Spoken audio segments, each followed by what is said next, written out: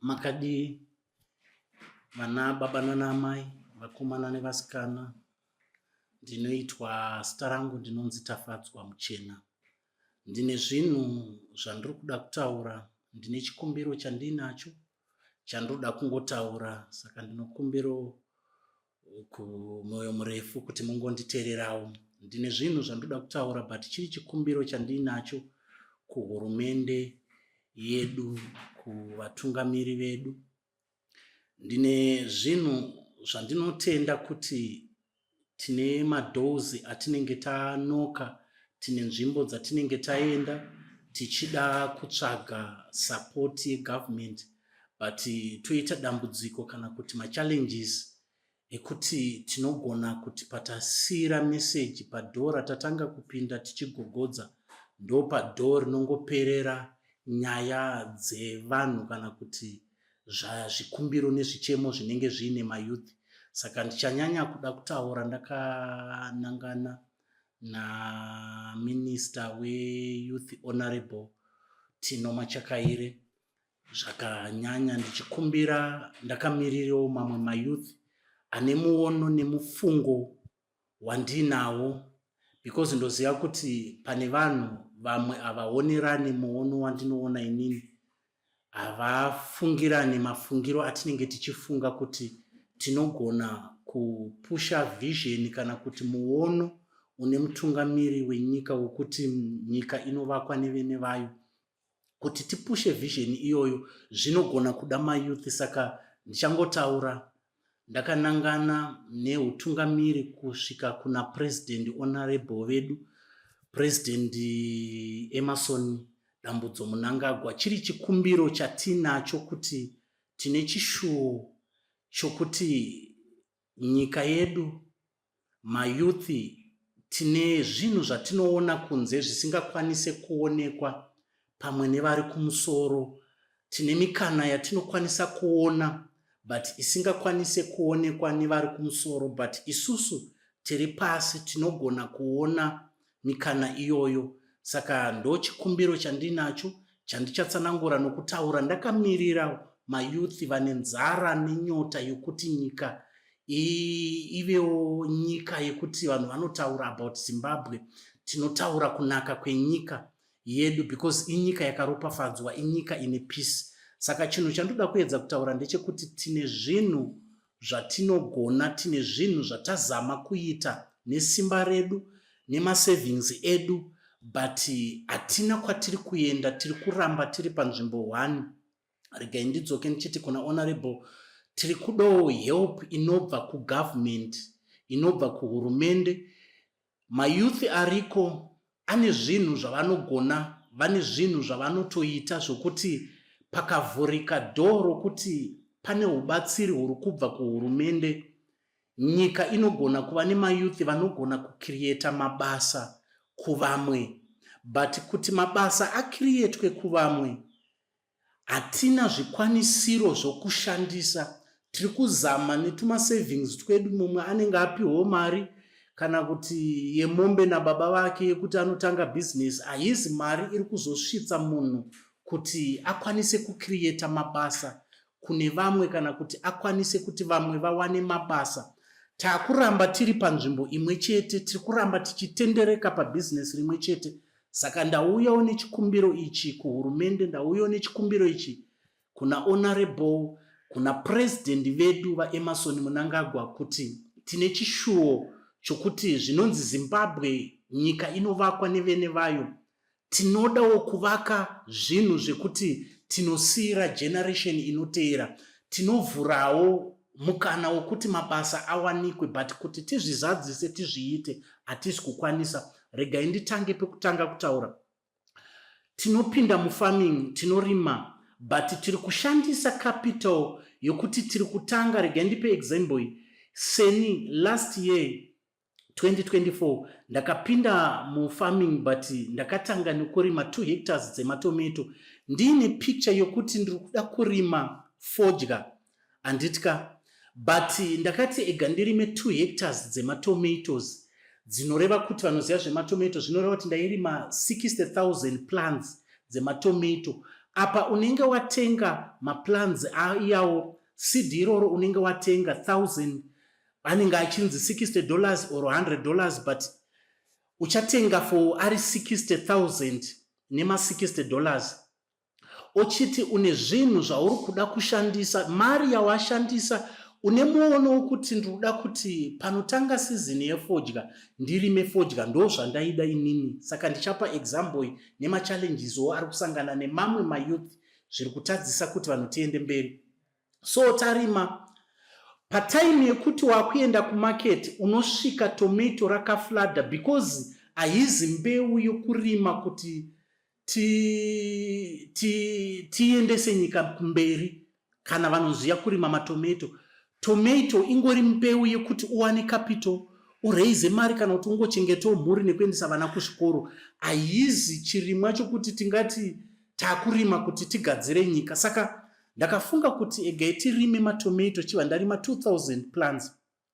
Ndarimisa fodya ndakarimisa 20,000 hectares. Ndichiti ndoda kudyara 20,000 hectares. Mari ichabva kumatomato ndo mari ichashanda kufodya. Anditika munda warenda wakumbira nemunda wawo kamuti shamwari ndokupombhi jana zvekusvika pakufenza munda wauri kurenda zvekusvika pakuvaka dzimba dzevashandi pamunda wauri kurenda ndo zvandakaita ini because ndine muono wokuti ndiri kuda kudzosa farming yaiveko kare but for now pandambowana portion pandawana 22 hectares idzi rega ndichidzigadzira so tarima 20 hectares dzefodya. Domasi kumarket box retomato vanoziva last year raitengeswa $4 nedola hakuna paizombonzi box redomasi razokwira. Saka zvinoreva kuti waitadza kubhadhara transporter akuendesera kumarket nematomato. Zvinoreva kuti wakutotanga kutoona kubhuroka kwako nokuramba kwefodya 20 hectares dzawanga warima. Saka unozama kuti rege ndichibvisa ndirime dzakati ndoona kuti zvinoita here zvobva zvaramba. Saka ndakazodyara 15 hectares apa ndarimisa 20 hectares dzaridya parohwa nediski. Uri kuhaya tractor iri kuda 120 per hectare. Hauna mari uri kuedza kuti ndikuda kusimuka ndizonyatsova efama anozivikanwa.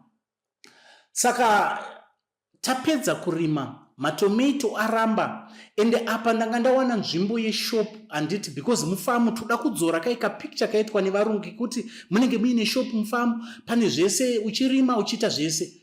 Takatadza kupedza shop zvekuti wasvika pa 90% yekuti yakuda maglass nematiles because tiri kudawo something chine standard iriko mazuva ano handiti zvinhu zvobva zvaramba handitika pakaramba zvinhu ndo patakudzoka back kuti shop haisina kwaichaenda kufodya. Tabvisa dzimwe 5 tikati ngatirimei 15. Ndarima 15 kuti dzichishandwa hakusisina kuchabva mari because mushonga wokuspraya kumatomato hakusisina. Matomato kumarket haachaiti anoorera mumunda. Saka ichallenge yemunhu anga amboraisa 10,000 handitika uine pfungwa yekuti ndikaisa mari kufarming ndinogona kusimuka ndikaibvisa ndarima 60,000 plants. Vanoziva kurima matomato vanoziva kuti panobuda $1 per plant kazhinji ndo marimiro anoitwa matomato. Saka ndaiziva kuti pa 60,000 nemari yatazoshandisa whether washandisa 15-20,000 zvinhu zvinobuda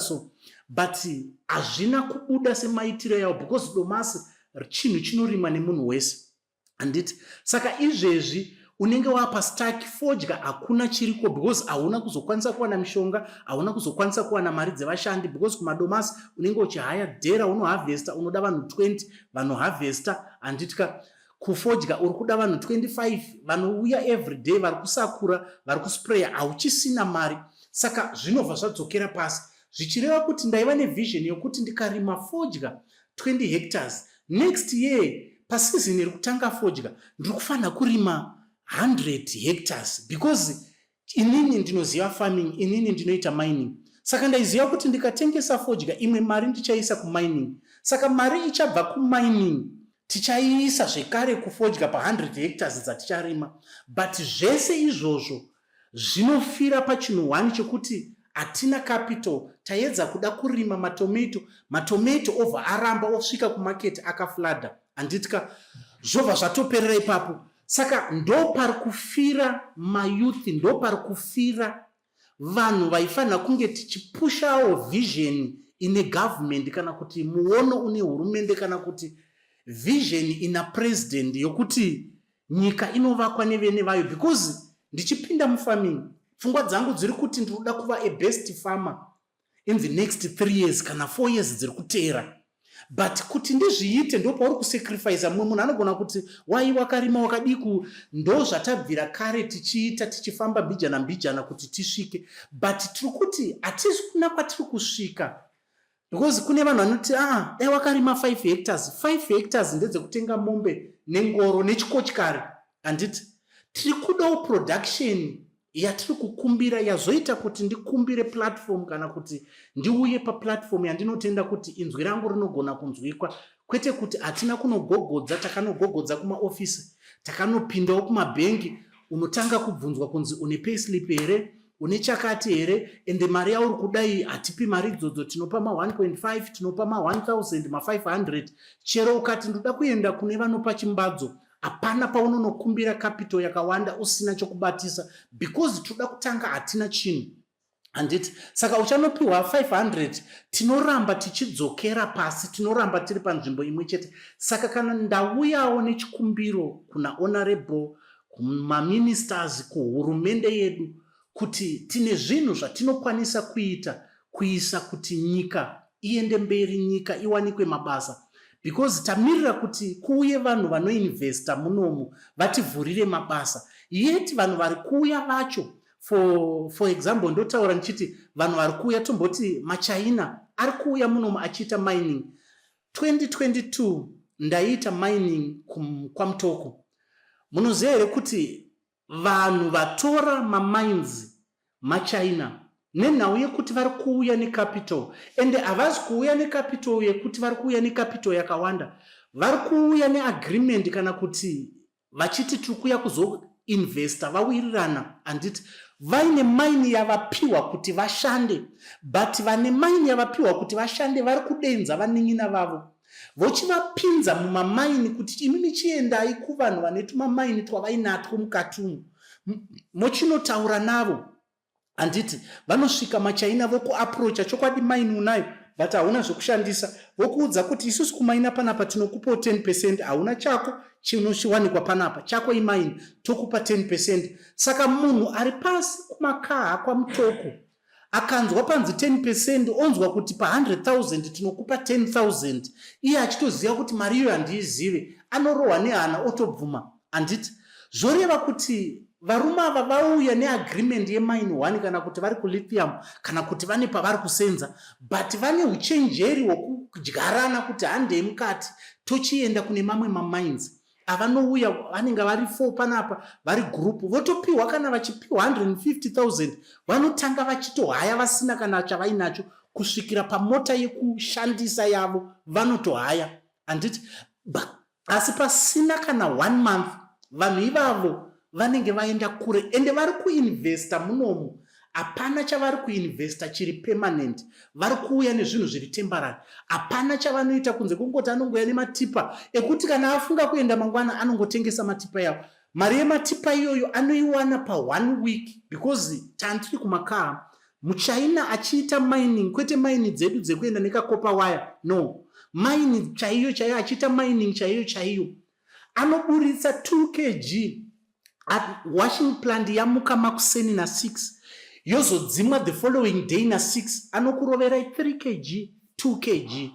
Chifungai kuti muridzi wemunda ari kuwane. Saka pachapera 2 months achimaina panzvimbo iyoyo, kana pawiki achimutsa washing plant ka2 kana ka3, zvinoreva kuti pawiki anogona, pamwedzi anogona kubuda ne15 kg.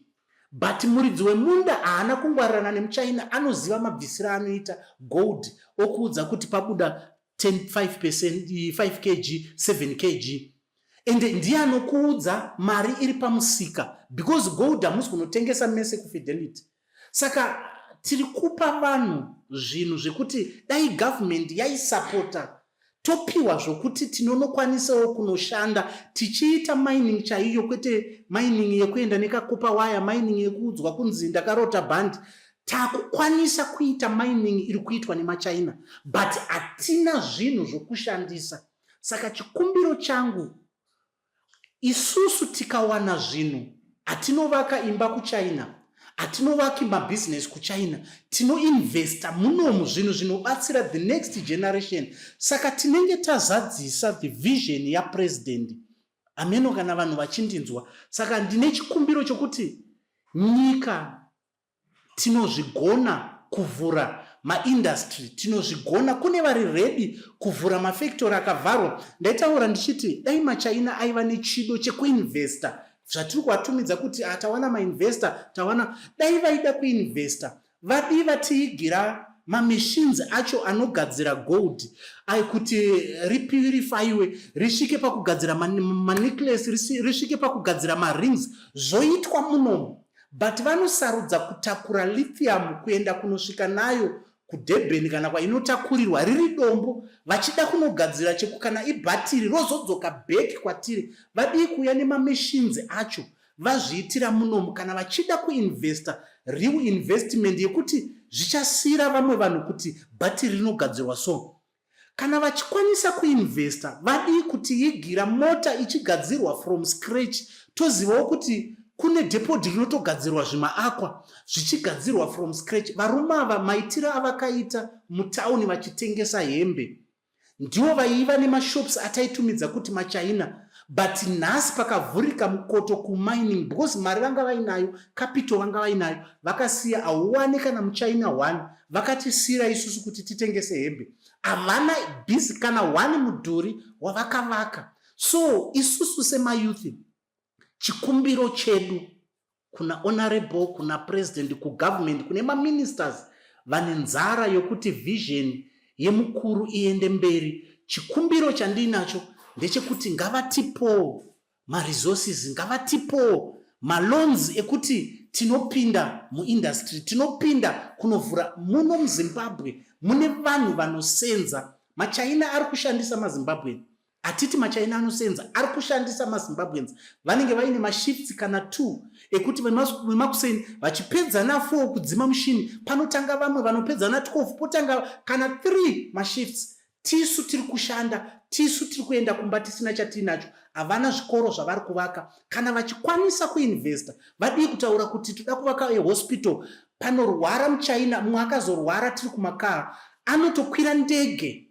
kunorapwa, odzoka asimba. Vari kudii kuinvesta mahospital, vari kudii kuinvesta mumidhuri, mumabuilding anokwanisa kuzobatsira the next generation. Saka ndine chikumbiro kumaministers. Ndinoziva vamwe vanondituka kuti uri kutambura, ita zvauri. Hatizi, tiri kuzama semayouth, but hatina kwatiri kuenda. Tiri kuramba tiri musheo, tiri kuramba tichitenderera panzvimbo 1, but tichiona maopportunities ekuti tinodevelopa nyika yedu. Ndichapa example yevanhu vokuti munhu achiona dai zvanga zviine vanhu vakawanda vari kuzviita, dai tine vanhu vakawanda vari kuti havana mabasa, dai mabasa achitonetsa kuwana.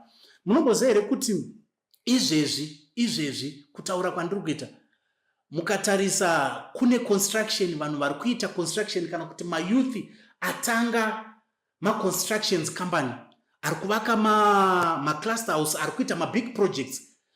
Ndaiona ige ndipe example, handizive kuti ndichataura zita, but ndiri kutaura ndichiona muzvinhu zvakanaka kuvanhu vanichapa example. Tikaona kuna mukoma Mudiwawood, anditi vane construction company yavainayo, ndaiona mabuilder aripo. Saka ngatitaurei kuti paproject yavo ine vanhu 100 mabuilder.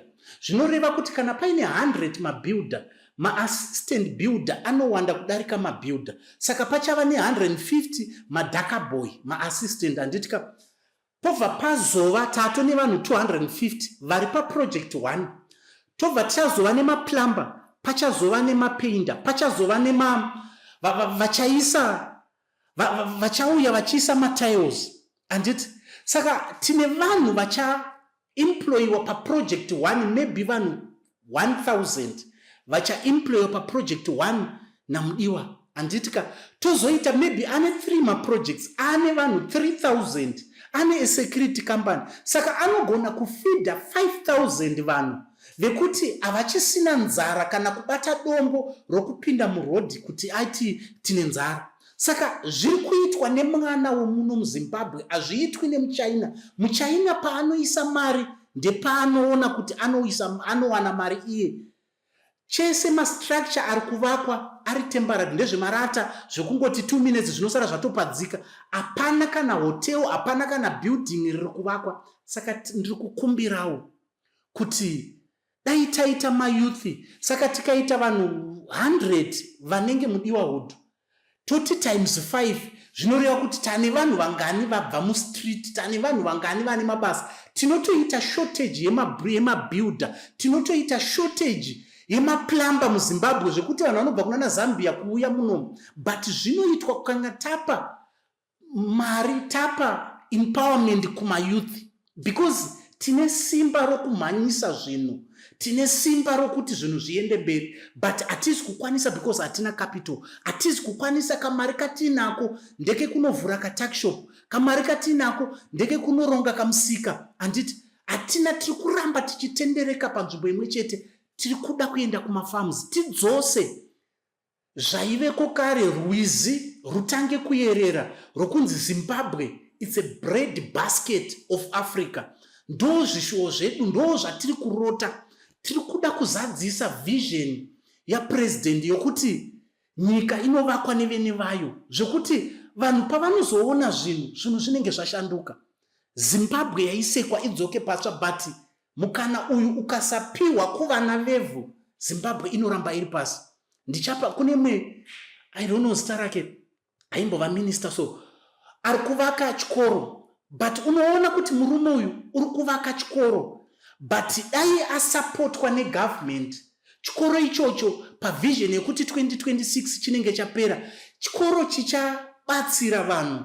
But isusu taita dambudziko rokuramba tichinongedzera government, hurumende, kuti haisi kuvaka zvikoro, haisi kuita chakati. Uri mukana wokuti tiitewo maprivate school isusu anogona kuzobatsira the next generation, anogona kuzobatsirawo vanhu, because maticha ese ari paBelvedere Teachers College ari kugraduate, but vanoenda kuSouth Africa. Achipedza ari kuenda kuSouth Africa, but tikava nevana vari kupiwa mari dzokuvaka zvikoro, dzokuita zvinhu chaizvo.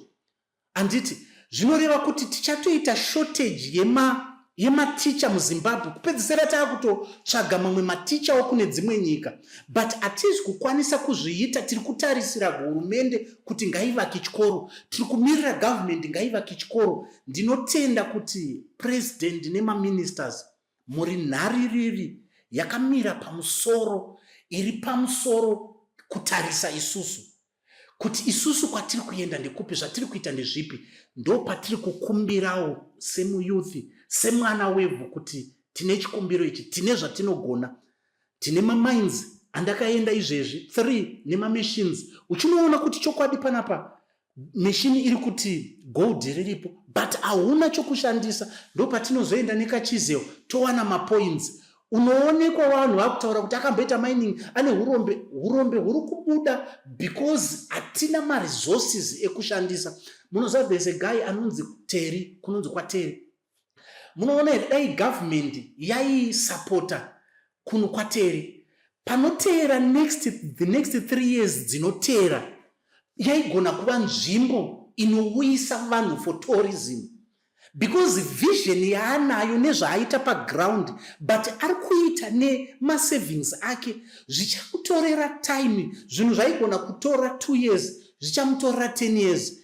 Tinoti zvaita, but dai government yaisapota mayouth akadaro, taienda kure, life yaichinja. Dai kwato nemakombi anozikamwa kuti nhasi makombi ari kuenda kwaTerry, varoda kutakurwa, ane makombi ake 15, vanotakurwa pakati, munonogara ikoko 3 days. Zvakuuyisawo mari nokuita kuti vanhu vekusaidhi ikoko vawane mabasa. Unotoona paine vanhu 200 vakaemployiwa ipapo, but kuti vision iyo izadziswe, hazvirevi kuti haizadzise, but ichamutorera 15 years kuti aachieve zvaari kutenda. But dai government yainogara pasi, uri kumboda mari kana kuti vetourism because zvinhu zvichaita kuti vanhu vabve kune dzimwe nyika kuuya kuzoona life yekuvillage, kuuya kuzorara muimba yakadzururwa parukukwe, but hazvizi kukwanisika because ari kuti ka$5 kaawana anonotenga mombe mangwana kuti maybe asimuke. But dai government yaisapota, tine munhu anogona kuva nevanhu 1000 vari kumaruzevha,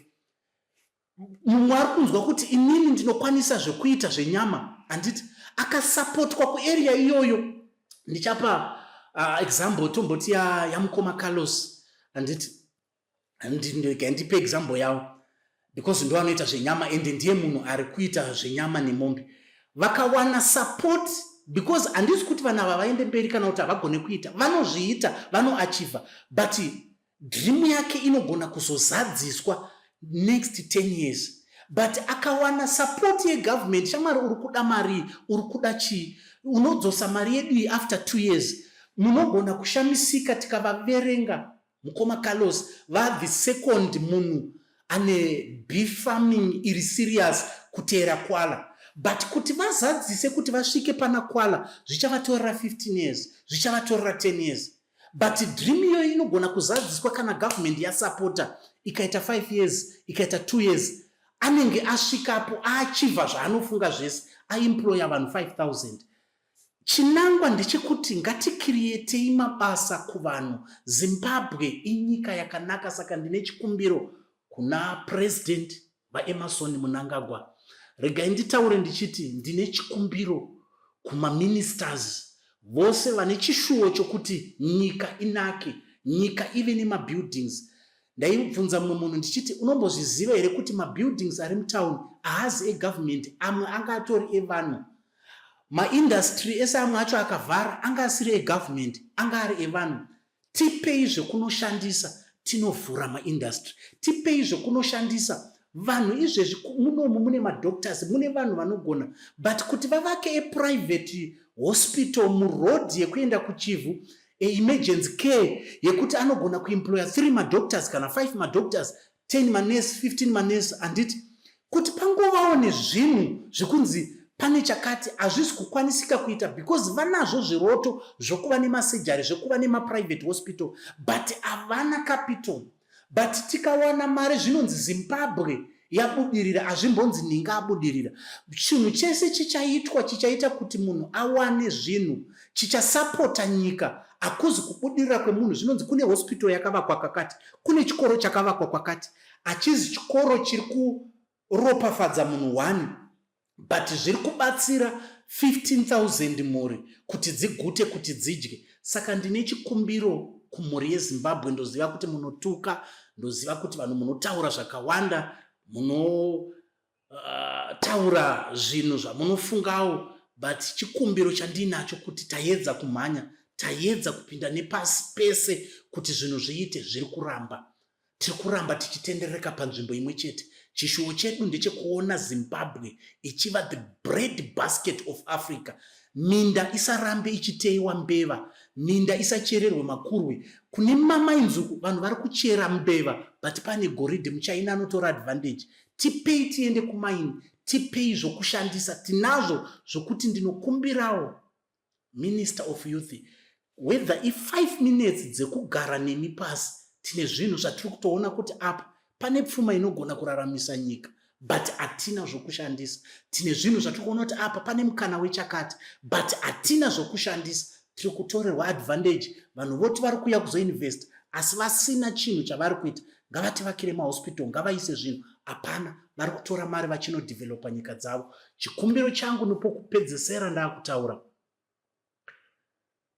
handina kuuya kuzokumbira hove, ndauya kuzokumbira chirauro chokuti ndicharedza ndigobatawo hove dzichadyiwa navazhinji, tigodya tese. Ende ndinoziva vamwe vanhu vanoti tiri kuda mabasa, handiti kune mumwe munhu anongonzwa kuti inini ndinofanira kusenza, kwozoita mumwe munhu wekuti anoti inini kushandira munhu handidi, ndoda kukrieta mabasa kuvanhu, handiti ndo zvatinonzwa. Tinonzwa kuda kukrieta mabasa. Ndati kwandakarima fodya, mumwe munhu anogona kuti akuda kutaura kwete kure pamutangadura paruwa apa, ukatosvikako vanokuudza kuti muchena tomuziva ende itoriko izvezvi fodya isati yatopera but hapasisina chekuti unobuda nacho. Handiti ukaenda kumakaha ukangoti ndokuda muchena wemaskavheta vanotokuudza because ndaitova nemaskavheta andaihaisa. Handisi kutaura zvinhu zvisipo paground kana kuti zvinhu zvisina marecords. Tazama kumhanya but tiri kuramba tiri panzvimbo imwe chete. Capital yatiri kutenderedza haisi kutitendera kuti tiachieve. Kune hama dzinoda kuvaka zvikoro vari kuramba vari panzvimbo imwe chete, havasi kukwanisa kuachiva nokuzadzisa dream yavo. Saka chikumbiro changu kuna president, zvinonzi mwana asingachemi anofira mumbereko. Ndachema, ndakamirirawo mayouth ane muono yekudevelopa, yekuenda kure, yekuti nyika inake, anotenda kuti nyika inovakwa nevene vayo. Vauyi vari kuuya havana chavari kuita, vari kutora mari vachinodevelopa kunyika dzavo. Chikumbiro changu ndachema, zvinonzi munhu ukamuona auya kuzotaura, tazama, tambomhanya tega. Mukaona ndazvipira, tine zvatiri kuona zvinogona kuti mayouth afare, vanhu vapembere. But tikanowana 1.5 hatina kwatiri kuenda, tikanowana 3000 tikanowana hatina kwatiri kuenda. Tinoramba tiri panzvimbo 1, tine madreams, tine zviroto zvatinazvo kuti nyika inake, vision iripo iende mberi.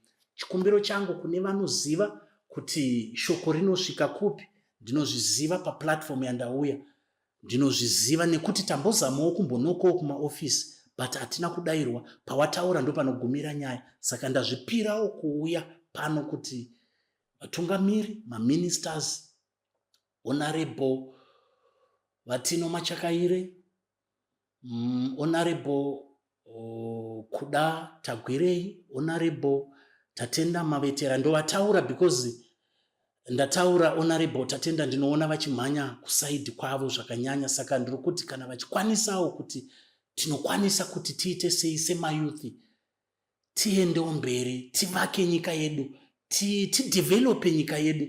Kuvakwa kuri kuitwa dzimba nana Mudiwa Wood zvichabvisa kuti maagents aitorera vanhu mari pakutsvaga dzimba dzinenge dzawanda.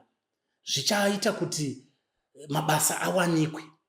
Saka tikapiwa mari, because vamwe hatina mikana yokuti tine kwataiwana mari yakawanda, vabereki vedu hatina kuwana mukana. Saka zvinozopedzisira zvakuita kunge mwana wemurombo anoramba ari murombo. Saka chikumbiro ndechekuti Zimbabwe yakaropafadzwa, tinazvo zvokuti nyika inake, but tiri kuzvibvutirwa, tiri kuzvitorerwa because hatina chokushandisa. Ndokumbiro kumhuri yeZimbabwe, ndokumbiro kumaministers, kuna minister veyouth, ndokumbirawo help, tiri kukumbirawo rubatsiro ende ndiri kukumbirawo kuti zvichibvira ndingowanawo 5 minutes kana 3 minutes dzekungotaura nemi, munzwisise zviri kubva pamwoyo yamayouth. Nyika yedu inoda runyararo, nyika yedu inoda peace, but kazhinji vanhu vanotaura kuti a hungry man is an angry man. Zvino tiri vanhu vanogona kumhanyisa nyika ikanaka, ende hamumbofi makadeurwa ropa, hamumbofi makarwiwa, hamumbofi makaitwa chakaipa, because Zimbabwe inyika inoda peace. Asi tava nechikumbiro kuti semayouth tipeiwo mari dzokunotanga mafarming chaiyo, yekuvaka dzimba mufarmhouse, yekuva ne5000 vanhu, farming chaiyo yekurima ma500 hectares, ma300 hectares efodya. Tinozvigona, hatina zvekushandisa. Tiri kukumbirawo malonzi, takafanana nemunhu anogogodza kudhore kubhengi kuti tiri kuda maloni ekutanga zvinhu. Chikumbiro changu kumhuri yeZimbabwe, kumaministers, uyezve nekuna seWicknell, I know kuti vanhu vanogona kuti wakuda motikari kudechi, hatisi kuda motikari, tinodzida but not iko zvino. Tinozoda kufambawo nemota dzinodhura, asi taisa investment. Tinongodawo zvinhu zvekusapotwa semayouth, zvinogona kuemploya vamwe vanhu, zvinovhurira vamwe mayouth basa 15,000, 5,000. Tinozvigona zviri mumaoko, tipeiwo zvokushandisa. So ndo zvinhu zvandoda kutaura kumaministers edu, kumutungamiri wedu. Ndoziva kuti zvinogona kusanzwikwa kana kusasvika, asi chikumbiro ndo chatinacho, tinochinja nyika yedu inonaka. Ndatenda zvangu, itirwai zvakanaka. vana vezimbabwe, mhuri yezimbabwe. Ndo chikumbiro changu, komborerwai.